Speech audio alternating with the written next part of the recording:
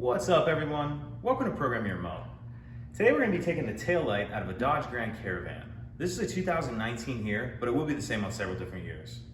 So what you're going to need in order to accomplish this is a 10mm socket. And then I have a trim tool here. This isn't absolutely necessary, but it will make it a little bit easier. So let's go ahead and get into it. I've already loosened these two 10mm bolts here. Okay, so I'm just gonna go ahead and finish taking those out the rest of the way. They're just barely in there. So we got that one, and then this one down here. And after you get those two out, it's gonna allow this to come free. And this is where I'm gonna use this trim tool. If you don't have it, you're just gonna have to pull this off, but I'm just gonna get right in between the tail light and that's just gonna pop it up just like that. You can set that to the side.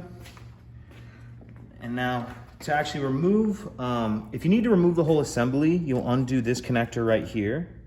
If you're just needing to change the individual bulbs, these will just rotate and then come out like that. And then they're actually LEDs, and then they'll unplug. Let's see if we can get a shot of it. They'll unplug from in there. Okay? So to put them back in, we'll just reverse what we just did. They'll just screw in about, I don't know, a quarter of a turn. Okay, so once you have whatever you need to change, or again, if you're changing the whole assembly, you'll just undo this connector right here to change the whole thing. But when you're done, what we're gonna do, if you wanna come around this side, we need to line up these two guides to get them back in. These two guides are gonna line up here and here. It'll be kind of hard to see what's actually going on. Okay, so line those two guides up and then just give it a good push, and that'll lock into place. And of course, don't forget to put your two 10mm bolts back in.